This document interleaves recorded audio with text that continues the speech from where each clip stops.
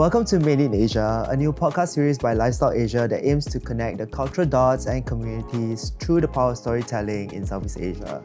Today, we have with us an internet sensation. So, he is a content creator, a low-key humanitarian, an Instagram boy next door, William Seng. Hi. Hi everyone, I'm William. So William, welcome on the show. We're really glad to have you on the show today. First off, what's something you have done today that would surprise your followers? Man, today what I did, I had 2 cups of coffee, I guess. I could say in a row. I mean, yeah. Okay. On a serious note, right, let's start from the very beginning. Okay. Before the internet knew you and who you are, is it like growing up for you? So I was born and raised in KL, Malaysia. So this is my kampong. And I grew up in a very nice family. As in, my parents were all really nice to me and they are very great people. They're very great human. And I have 4 siblings. Okay. Not including myself. Including myself, I'm 5. I'm the eldest of the 5. Okay. And when I was 12, I was sent to US to study at a Buddhist school until I was 18. And after 18, I came back for college. And then I started working as a freelance videographer, photographer. Then I joined production. Then I quit to become a full-time content creator until now. And that was during the pandemic, right? I started learning about cameras during the pandemic, actually. Okay. Yeah. And what about something that many don't know about you? I could tell you a funny story. Okay. Recently, I appeared on the show, and the show is mainly all in Chinese. Yeah. And so there were some followers who didn't know I speak English, or they didn't know I came back from the US. Okay. So people who didn't follow me. And so on one social media platform, there was a post that came out and was like, I think William tries really hard to speak good English. It's like you are staging it up. Yes. And then it got taken down within 1 hour because all the people who knew me, they went to attack this person. Oh no. They went and was like, dude, you don't know what you're talking about and all that. Okay. So I guess for people who don't know me, this is my story. I was in US for 6 years at a Buddhist school, which explains my accent. Some people ask this. But one thing that people might not know is that I also speak Chinese. I speak, write, and I read. I am not a banana. I am one. But what was it like? You studied overseas, but what is it like when you had to move out to a new country to kind of like study abroad? What was the experience like for you? Growing up, I was always at home. I would come home and then I would do the homework and I would do the work that my mom would give me, like copying and like writing stuff. And then I would be sent to a tuition center and I would come home again, play badminton against the wall. That was all the childhood memory I had because I rarely go outside. Right. So when my father came back from the US one time, he found this school. It's a Buddhist school. And he told me, hey, do you want to go to US to study? I thought it was High School Musical. I literally thought it was High School Musical. Until I went there and I was like, why are all my teachers bald? Okay. Why are they wearing robes? Did you have to shave your hair? I didn't. But that's another thing. And then boys and girls separated, all vegetarian, there's no phones, and I was in that place. Like I couldn't go shopping or there was no wallet, there's no money for me to use. Yeah. I was just in that place, eat what they give me, do what they give me. And that's the life after I went there. But before that, I was very excited because I was always at home. Yeah. There wasn't a lot of things that I did when I was younger. And so I thought, okay, finally I get to escape or something like that. Going to a Buddhist school, what did that taught you actually? It taught me a lot of things. I grew up in a very Buddhist family. So just a fun fact, the school is called City of 10,000 Buddhas. Okay. And in that school, in that place, right? Because it's a monastery, it's a huge monastery in the mountains. I wouldn't say it's in the mountains, it's surrounded by mountains. It's in a small town called Ukiah, 3 hours above San Francisco. Okay. And in that city of 10,000 Buddhas, there are two schools. And the school is called Instilling Goodness, Developing Virtue Boys School and Girls School. Wow. So boys and girls separated. And as you can probably tell, it's a very different school. Oh, it sounded like a cult to me. Well, I wouldn't say it's more of a cult, but it's founded by a monk. Now, the monk also has monastery in Malaysia. Wow. So I would go to that monastery when I was younger, but I didn't know that they had a school until I was 12 years old. So I grew up always knowing about this monk, and I finally went there to the school that he built. And so I was there, and as a school in that kind of place, we start our days off with 40 minutes of meditation. And before we eat, we have 40 minutes of recitation. We have to recite like sutra, like that. It's like it's called meal offering. So it's 40 minutes. Everybody in the school has to do it. Wow. Whether you're 4 years old or 18 years old, we all do it. Wow. It's a very small school. From 4 years old to 18, there's less than 100 people. So you can imagine my class, people who are my age, there's only 12. In the Chinese school here, there's 300 in one age, right? But we have 12 only. Wow. So not only that, we were also able to learn dragon dance and lion dance, 24 seasons drumming. We come back to Malaysia to learn. Once we learn from the I would say one of the top teams in Malaysia. Yeah. Then we go back and we teach our juniors. So that's how it has been going on. So what's really different is I would say it really builds a different mindset and it really shapes the way you think about different things, different situation, and even your life, I would say. And these are all things that we don't see online. Yes, But because they know they're strict yeah, and they don't want to be publicized too much. yeah. So there are also other monastery, like there are also very famous temple like Fo Guangshan, Tzu They're all very popular. Like everybody knows about them. They have big schools in different branches. But in our school, we keep it very private. Only like word of mouth. People like they recommend to each other, hey, Yeah. my son goes here, you want to go? It's almost like that. Yeah. It does sound like a cult, but how did the whole content creation then first enter the picture for you? I never had this in my plan. So being an so-called KOL, influencer, content creator, this was never a part of my plan. It was never something I ever imagined myself could do because I grew up in a place without a phone. Correct. I never had phones when I was younger too. So when I came back, I met my girlfriend. And my girlfriend was very interested in videography. And she's very famous at her school for being a director for her high school's graduation music video. For Du Zong, right? They have this 毕业歌, the 毕业 MV. And her 毕业 MV that she directed and filmed was one of the most famous ones in Malaysia. So when she entered the college, everybody knew her. A lot of people knew her. And they asked her to, hey, join me for projects. And when I met her, I didn't know that. I was like, yo, you free on weekend? She said, oh, I got filming. I'm like, what filming? Yeah. You do camera stuff? Yeah. And she's like, yeah. At that time, I really hated the camera. I don't like cameras. I never had a good picture when I was younger because I would always make ugly faces when the camera's on me.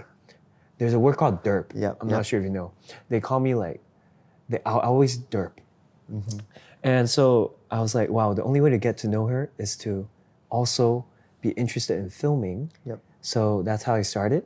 And during MCO, I couldn't film anything, events or schools or anything. So I started filming product ads. Okay. And I realized I was pretty okay with that. It was very interesting. I learned everything from YouTube and I posted it on my social media, which only had 200 something followers at that time.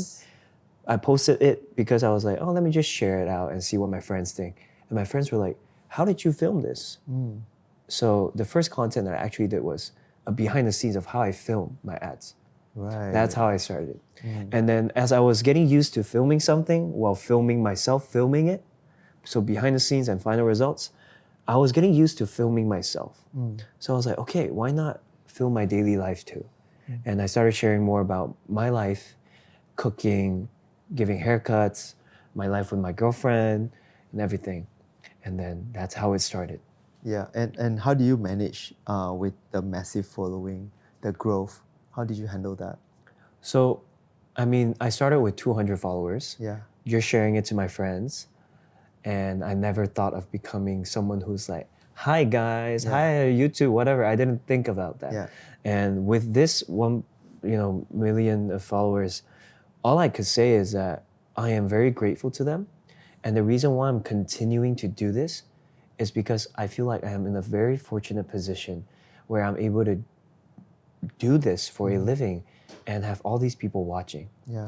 And at the same time, not only am I grateful, I feel responsible that my content needs to reflect an impact. Yep. And I wish there's a good impact on the people who are watching. Yep.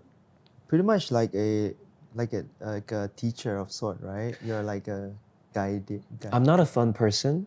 I'm not a funny guy.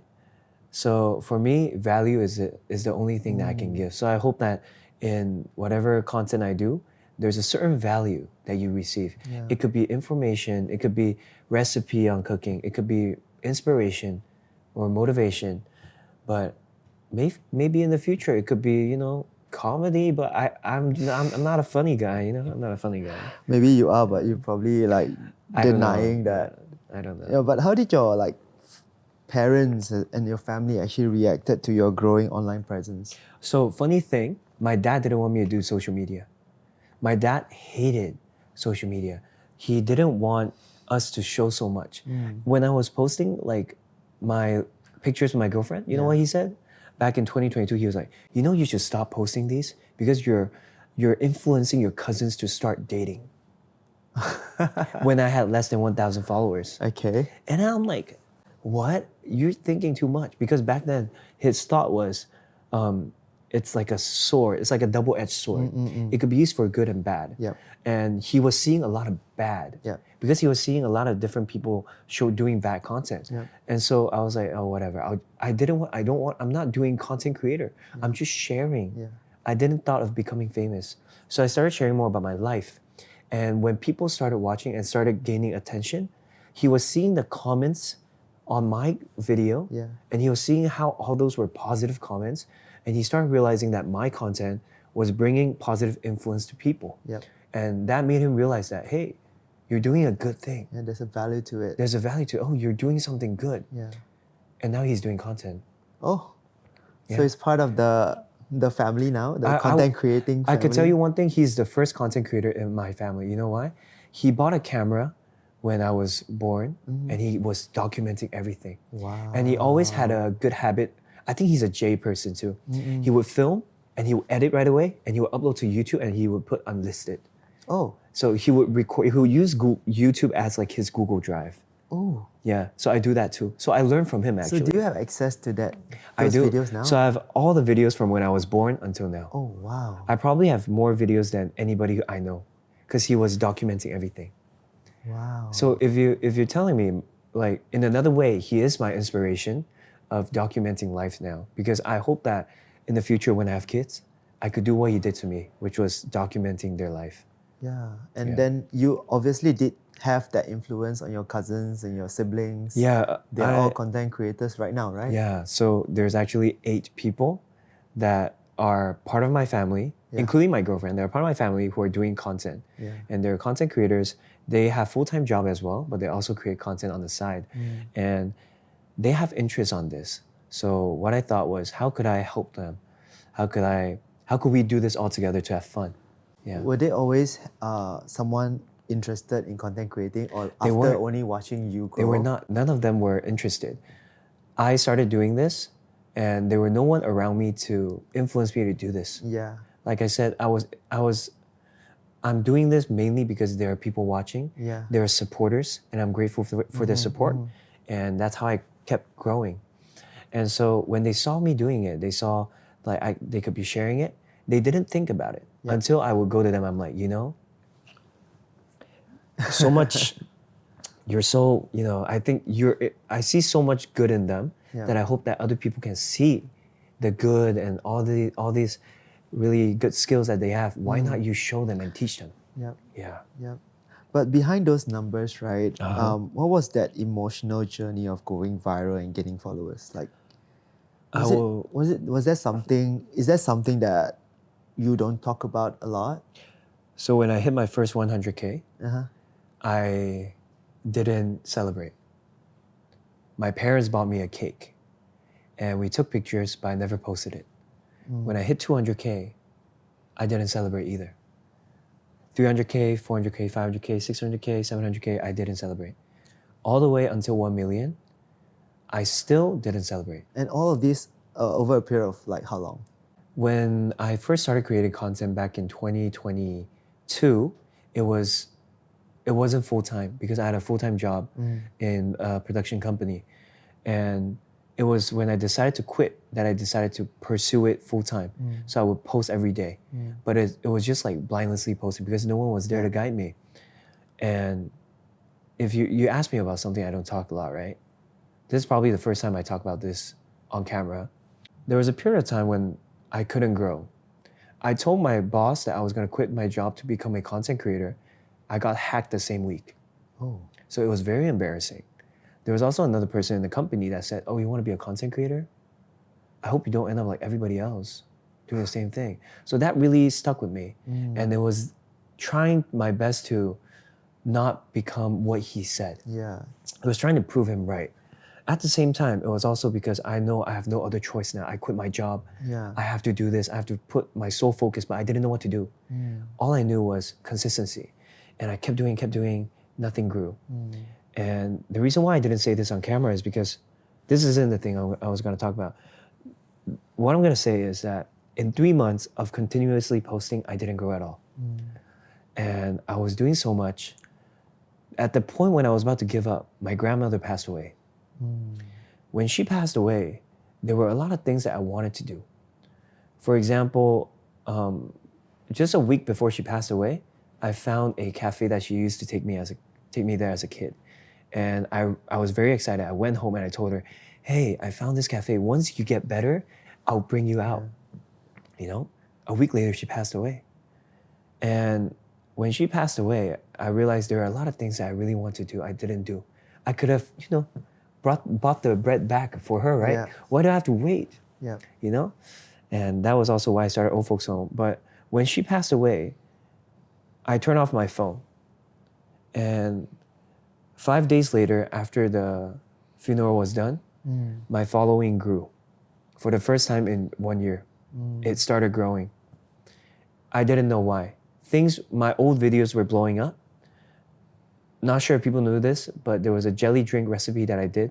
It went viral, it became a trend. That was during the time.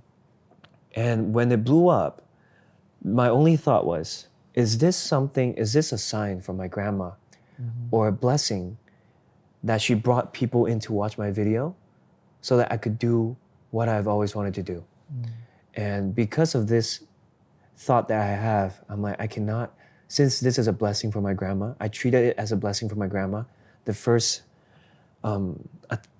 wave, I had to do my best.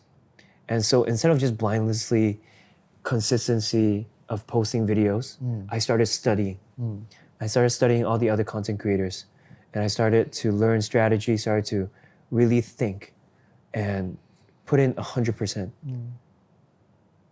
Because there was no turning back. Because my grandma blessed me with this, I treated it as that. I had to go all in. Yeah. That's how it started. This is the first time I ever talked about this. This was the real motivation behind the beginning. Okay. It wasn't anything, it was just that, yeah. Wow, that's huge. And right now, looking back, have you celebrated even what you have achieved? I've never really, how a lot of people when they reach a milestone or they reach something following, they do like a picture, they celebrate and all that. I'm lucky because when I hit 100K, my mom bought me a cake. I told her that I don't want to celebrate. I don't want to talk too much, but I really appreciate them for celebrating this with me. I'll keep this memory. The photo is still with me. When I hit 1 million, my girlfriend bought me a cake. And we just celebrated like really quickly after dinner. We just like, oh, thank you, took a picture. But one thing I did was I wrote a thank you note to my followers who supported me all the way. That's the only thing I did. The reason for not celebrating is because my dad has always taught me one thing. He told me this in Chinese. He's like, 不是每一个人都会希望你好的。Not everyone wishes good for you. So I was always taught to stay low key. That's why I told you, I don't like attention. But then you're like, wait, you're a content creator with millions of followers, but you say you don't like attention. This is the reason. I don't like attention because I was taught to not get attention. Yeah, but it's also part of the job. It's also part of the job, yes. Yeah, you still have to like tick off certain things on the list, Exactly. So I do it not for attention, but more so whether I can help these people who are watching me. What would you consider then your proudest moment so far? My proudest moments would always be when one of my followers tell me they have taken an action because they watch my video or because of me, that I'm able to influence them in a positive way. Or they started documenting their life, they started their journey in photography or videography because of me. That would make me proud. I think that's the proudest moment I would have. I think that's the proudest moment, not of anything, but more so, not of myself, but more so just, it's more I feel when proud. you feel like you have inspired someone, whether big or small. Whether big or small, yes. Yeah, I think it's something that I resonate with myself, especially with what I'm currently doing and having this platform to help, whether it's big or small. I mean, this is not my platform, but at the same time, it's also something that I could do the least, to open roads or inspire people or, do the bare minimum, and then where it takes them, that's for them to, figure it out. But speaking about what you mentioned just now about how you always want to remain low key and being a very humble person with your successes, how would you then personally define your public persona? You know how in my bio it says the boyfriend? It's something that I put there when I hit like 100K, because by then there were some people who recognized me, but they didn't know my name yet. They would always be like, "Oh, you're the boyfriend, right? You're the boyfriend, right? You're like the godfather, right?" So they'll always be like, "You're the boyfriend who does this and does this." So I was like, if anyone ever was like trying to search me, should I put the boyfriend as the bio?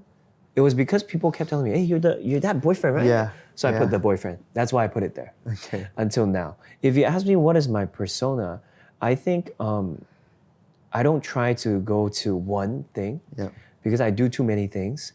I don't try to have a niche because I never knew that a niche was needed. No one was there to guide me. No one told me I needed a niche. So I just shared anything that I did, but I try to share it in my best way. I hope that my persona will be just, you remember me as William Seng. I hope I could be your friend. Like, you don't remember your friend as a title, right? You remember him as Martin.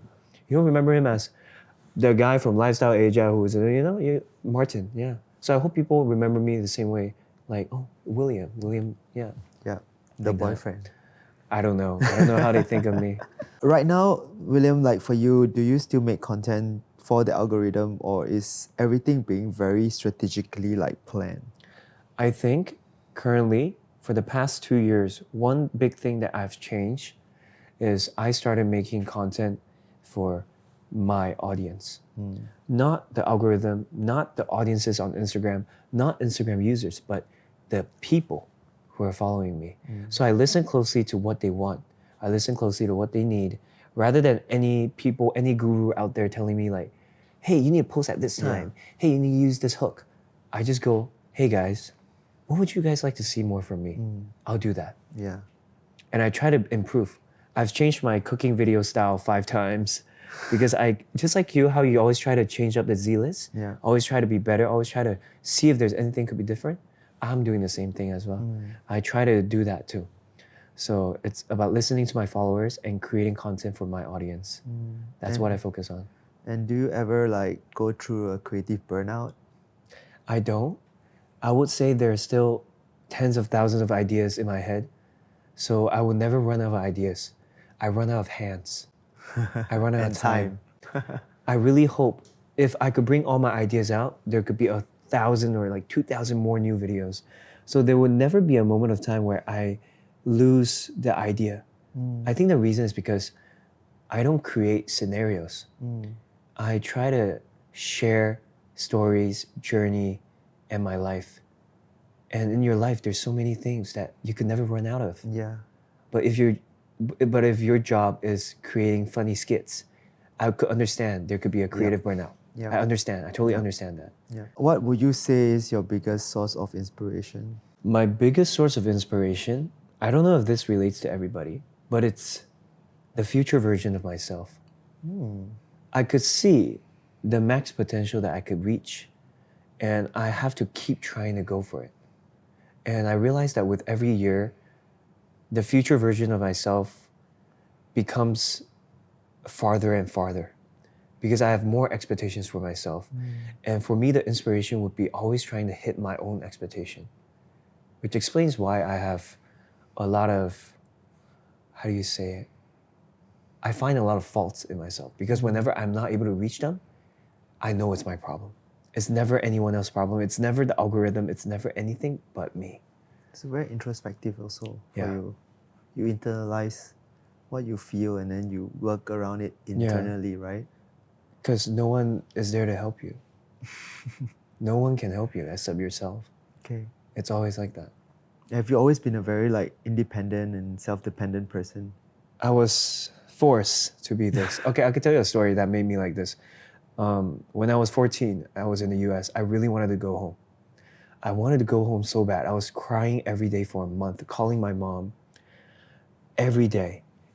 And I didn't know my dad was facing business issues at that time. But then I was telling my mom, like, I want to go back. I hate this place. I was trying to find so many different ways to quit. I was calling my friends fat. I'm like, you fat. And I was seeing if the teachers was noticing. I was trying to get myself kicked out of school. But I guess I didn't went to that extent of an extent to You be able to didn't see kick out of yourself to school. be that way. Maybe. I started cussing. I started trying to be the bad kid. I started thinking of ways to make myself quit. But then there was no way. I tried so many ways. My dad didn't want me to go back. And so I had to do this myself, but it didn't work. And I was, after crying for a whole month, it was my dad's turn to call me. And he told me this thing. William, I'll say it in Chinese. Yeah. Or English would be It's better. fine. Okay, I'll say it in Chinese exactly what he said. Yeah. He said, 志远啊，志远 is my Cantonese name. 志远，你不能回来，不是我不要你回来，是你一回来，你就会害到你弟弟妹妹不能去那边。你是大哥，你要做好榜样。So he was basically saying that if I go back, my siblings cannot go to this school, which he thinks is the best place for us, and it will be my fault. So you have a responsibility there. I have the responsibility for my siblings. Yeah. I have the responsibility as the role model for my siblings. Yeah. As the eldest child. And when he said that, I gave up everything. I know that crying is useless. I know that being bad is useless. I know that everything is useless now. I have to find ways for me to live in this environment that I hate. Yeah. And he told me one thing. You know, 你不能哦，只是想着别人的不好。你要想别人的好，你要开始去看好的东西。You have to see the good in everyone. And so it was like, I hate this teacher, but I have to find the best thing about him and only think about the good thing. I hate this place, but I have to find the good thing and only listen to that. And so by doing that, I slowly developed a character of being able to see the good in everybody and only trying my best to see the good. I mean, it did train me up, but when I thought back, like now that I'm 25, I would tell my dad, I'm like, dude, you know when you said that? You really gave me no choice. That was my only way. It was the ultimatum. Like, that was your hidden card, man. Like, I couldn't talk back. But I'm glad you said that. It made me who I am today. It helped me a lot. But at the same time, I don't know if I would say that to my kid, you know? I don't know if, as the eldest son now, if I ever have an eldest son, would I say that to him? Would I tell him that? But I'm very grateful for my dad because he is such a great teacher. Here's the thing about him. He knows what's best for us. So he doesn't waste time. And he communicates. That's the best thing. He communicates. He will let you know what he wants and he will listen to you as well. But because us as a kid, we don't know what's best for us. Correct. He knows what's best for us. Yeah. So I'm grateful that he did that. Wow. Yeah. That's what makes you think I'm self-independent, I guess. Me speaking to you and you're like 25, that's also another mind-blowing situation because the way you think is really very different, especially for somebody that young. Kudos to my dad. Kudos to you too, to be able to kind of like evolve with what was thrown at you and then, becoming who you are today. Maybe because also at the Buddhist school, I couldn't do anything that bad. Maybe the There was a lot, recitals and the meditation work, I guess. Yeah, the meditation, you really had to think. It was more about reflecting. Yeah. Yeah. So speaking about community, let's move on to what we have come to know about you, your quieter contributions to society, all of your unseen work, and you mentioned a little bit just now earlier about all this philanthropy and giving back to the community. So something many may not know, you work with elderly folks a lot, giving them haircuts and also visiting them and spending time with them. How did this whole thing begin? So you guys, a lot of you might be confused, like, why do I give haircuts? I started giving haircuts because back in the Buddhist school, we were trying to save money. A haircut outside from JCPenney, from an old lady, from someone who is used to cutting a white person's hair, an American's hair, their hair is very soft. So they're not used to cutting Asians' hair. So the way they cut is like, it's not good.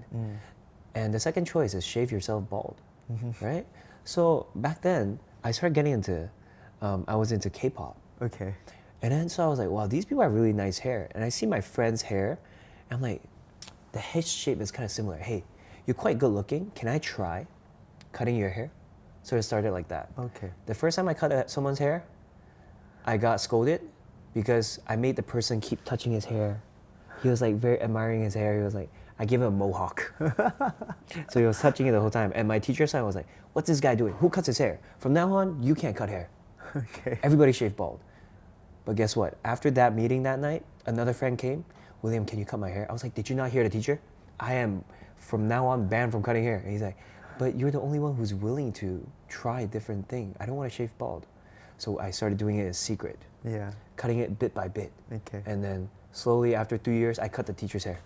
Oh, wow. Yeah. So that's the story of how I learned how to cut hair. We didn't have YouTube, so I had to do from trial and error. And I would go to different barber sometimes and just watch them. So I come back to Malaysia, I would watch how my barber cuts hair and go back and try on them. That's how I learned. And when I came back, Old Folks Home is a place that I would always go in Chinese New Year. My parents would always take me there. Even orphanages too. Because my dad wants to let me know how lucky I am, how fortunate I am.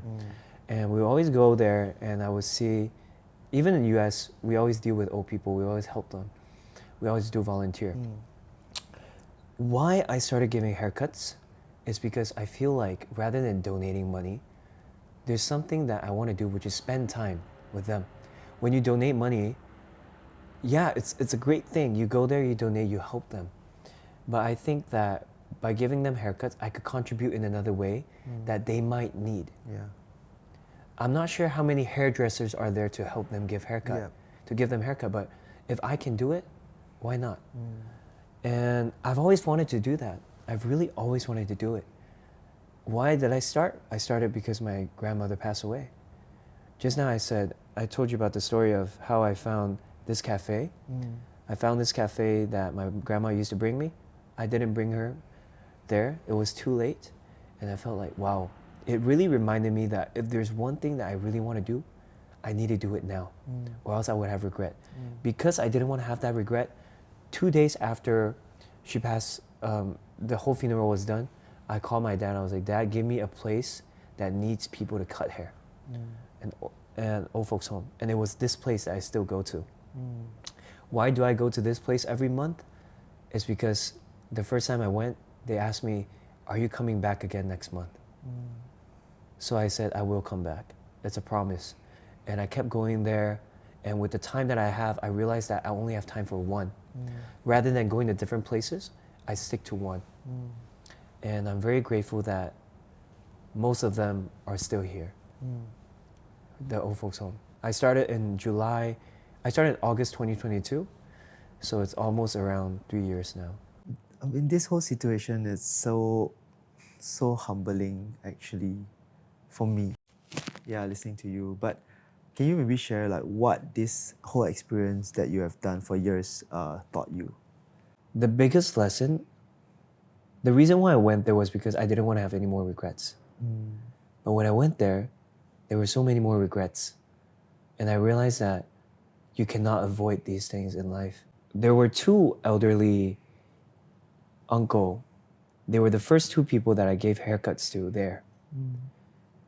They passed away in December 2nd week. Both of them in 1 week. There was not enough time for me to process. The guy who passed away first, I got a call in TRX. I didn't get a call, I got a text. Because normally when they pass away, I get this notification. They tell me like, hi, can you do donations? So I donate for their coffin. Is it coffin? What do you call it? 棺材. Yeah. Or like the after work. And when I saw his picture, I couldn't believe it. Because he was so young. He was so young. He had black hair. He had the most hair. I wish I had that much hair when I'm at that age. And he was so friendly, and he would always talk to me. He was one of the main reason that I talk when I'm there. Others, they don't talk too much, but he talks a lot. He's a chef, and we connected quite well. And then he just passed away like that because he fell. And then he will always be the first guy to get the haircut from me. And it was just so shocking because around that time, I wanted to take pictures for them. I realized they didn't have pictures. And I was still too late. You know, I was still too late. When I realized he passed away, the next week I still went. It felt very empty.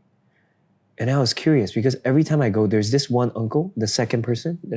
I would always wait for him from the hospital. I go at 12 so that he comes back from the hospital after washing his kidney, and then I'll give him the haircut. I was like, oh, is he coming back? He was gone too. In a week. I was like, you're kidding me. Both of them gone in the same week. And it was the two that I've been cutting their hair for the longest time. And you will realize one thing is that if you wish that there's something you want to do now, do it. Because I still got regret. I didn't take pictures for them. And I was very fortunate because a day after he passed away, I had a photo shoot and the photographer asked me, hey, William, I saw that you go to old folks' home. I want to take pictures for them. I almost broke down in tears because it was literally the day I felt so much regret. Yeah. The next day, someone was there to fix my regret. Yeah. And so that's why we had a whole photo shoot for them, for the people who were there, for the elders who were there at that time. I gave them a haircut and the team took their picture. And yeah, you could see the way they smile. You could see they were very awkward at first, but they really appreciated it. Yep. Yeah. Yeah, I saw that. Yeah, so that's a very happy moment for me. Let's maybe talk about something less deep. What's your signature haircut style? What do you mean the signature haircut style? Like, do you have like a signature haircut? Like when I cut people's hair? How do I make it look? Back then, when I was in high school, I would do the fade. Okay. I like your hair, I would do that. Okay. I would play with the fade from 0 and then 0.5 and you kind of go with the fade because that's what's popular back then. But then now, it's how do you look clean? That's all. Especially for old folks home, it's more so like they don't want it too long. Yep. Some people, they want it bald. And for the ladies, they want it to be short. Yep. They even looked at me and be like, can you give me your haircut but shorter? They want my style but shorter. Yeah. Like that. And so I guess it's more so about how to make them look tidy and clean and easy to care. Yep. Yeah. Because they're old already. And this side of you that you do especially, you don't really talk about it or post about it a lot. Was that intentional? It's intentional that I don't post about it a lot. So because at the end of the day, as a content creator, there are many things that I share in life. And just like how I go there once a month, I share that once a month. It's intentional because I don't want people to think that I don't do this a lot too, so I can't share it a lot. I do it once a month, and when I first shared it, I was planning to only share it one time. Yeah. Until there's one follower who came and DM me. She was Chinese. She said, "William, can you continue sharing this? I know you go there once a month, but I hope that you always share this so that it's a reminder for me to do something good every month." And so my motivation behind was that comment. My motivation to keep sharing was because of that comment. I realized that by sharing this, I'm able to remind people to do something good at least once a month, to give back to the community at least once a month. And that's enough motivation for me. That's enough reason for me to continue. Yeah. That one person telling me that. So are you now still doing it on your own, or you? I'm still doing it on my own. Because because according to my schedule, I cannot be like, hey, you want to go with me? And like all that, I cannot. Yep. And also because the old folks home, there's 20 people, Yep. I can handle it myself. Right. So I will spend 3 to 4 hours cutting their hair myself. And it's enough, it's okay. What do you hope this inspire like other young people to perhaps do the same? So you know how haircut is only one action?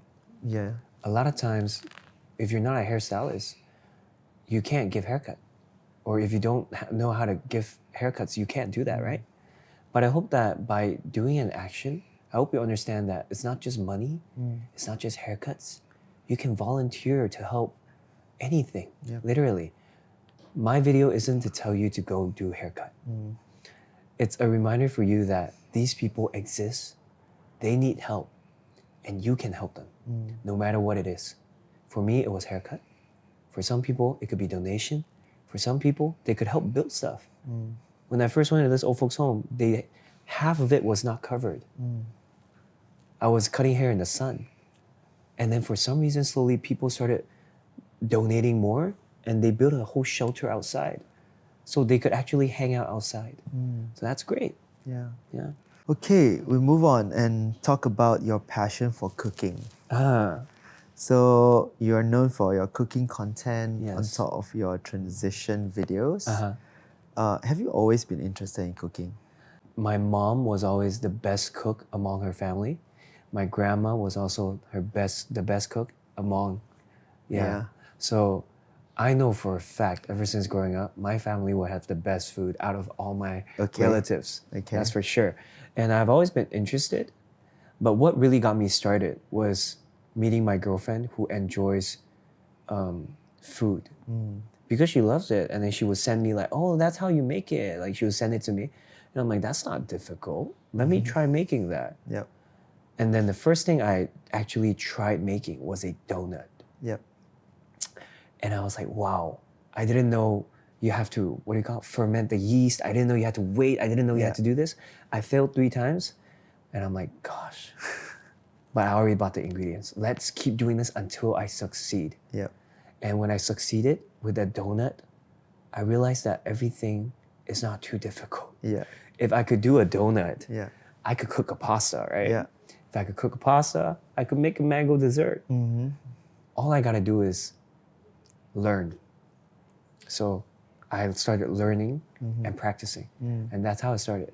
The motivation was from there. Yeah, and that's how people also kind of like followed your journey through, right? Yes. Because you failed the first time, they I want to failed, see if yes. you succeed the next. Exactly. After so many attempts, like, are you more of eating or cooking? I love eating. So fun fact, I never cook the food that I love. So if, let's say, okay, there's this jjajangmyeon called pudojang in Mount Kara. I love jjajangmyeon, but I never attempt to cook it. Because? Because I realized one thing, the moment I started to learn how to cook that thing, I lose interest in that food. Oh no. I lose interest in that So have food. you eaten a donut since you perfected the recipe? Not much, way less now. Okay. Way less. So I realized that's a problem I have. I think it's a problem that a lot of us have. When you go out, you wouldn't order what you can cook, right?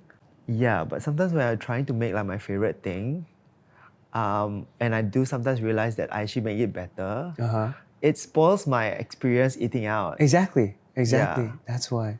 Yeah. So I would say I'm more of a eater. I love to eat. Okay. Are you a lot of a food critic yourself?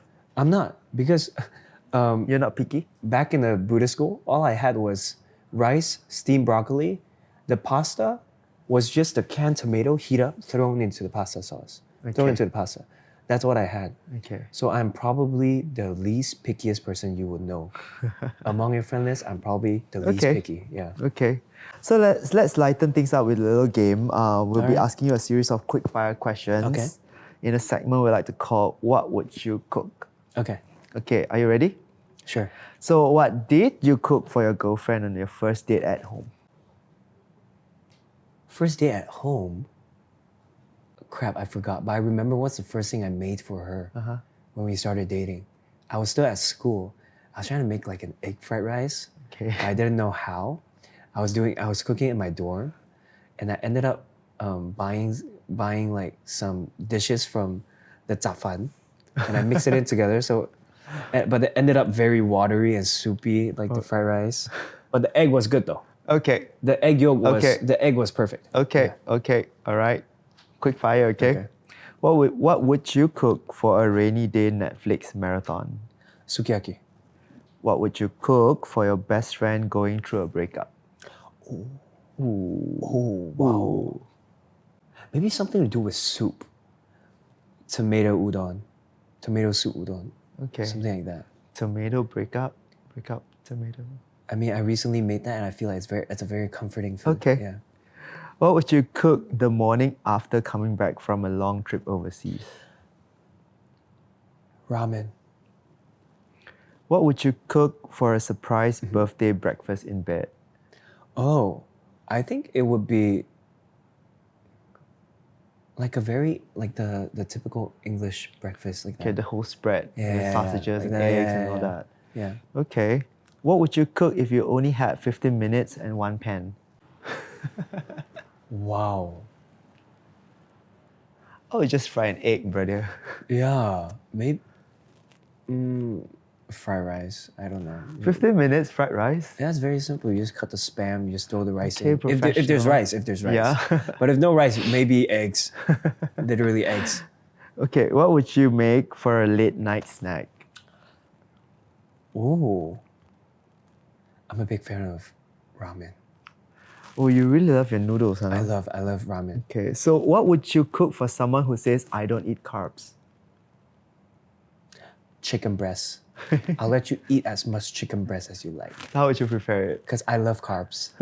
I love carbs. I'll make the worst chicken breast for him Shit. and transfer and make that guy love carbs. Because I love carbs. Okay. Yeah. So last one, what would you cook if your ingredients are just emojis? Oh. I don't know why. Fried eggplant. Okay, so pick your emojis. Just eggplant, literally. eggplant? Eggplant. Oh, Have you had fried eggplant? the deep fried one. So you cut, right? And then you just salt and fry pepper. it. You literally just fry it. Okay. When I had that in my dorm back in high school, I loved it so much. Fried eggplant.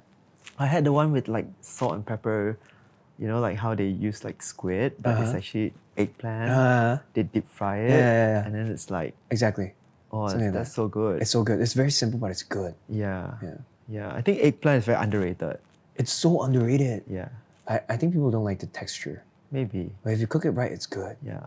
I mean, I was actually not coaxed, but coaxed into eating eggplant by my mom. I never Oh. liked it. She made it into like a fritter, Oh. and she said like it's some meat stuff. Uh-huh. And when I had it, I was like, what is this? But did you like it? I love it. I love eggplant since then.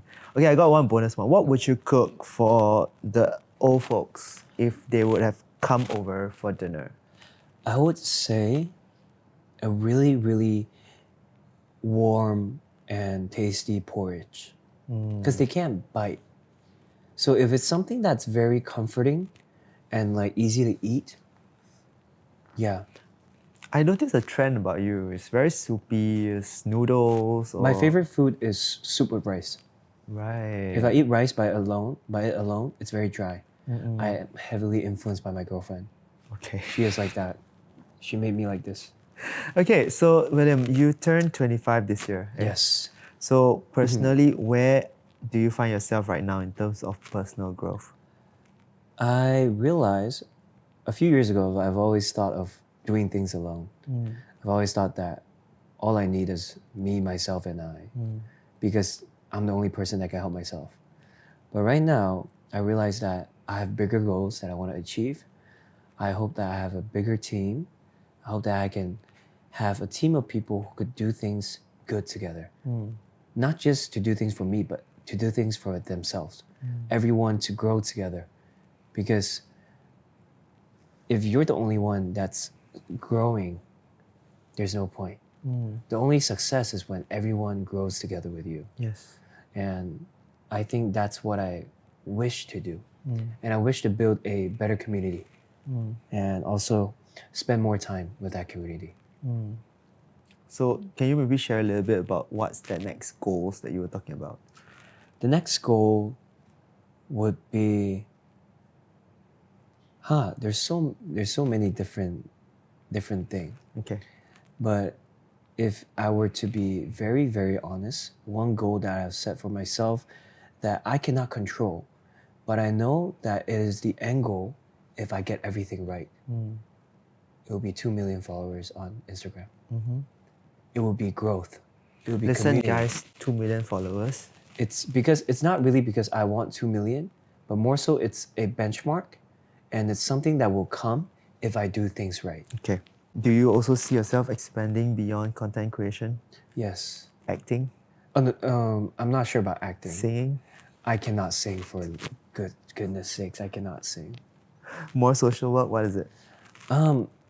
I hope that in the future, I could have more people to do the volunteering with me. And I would hope that people would do it without me even. Like they take actions themselves. They do everything good themselves.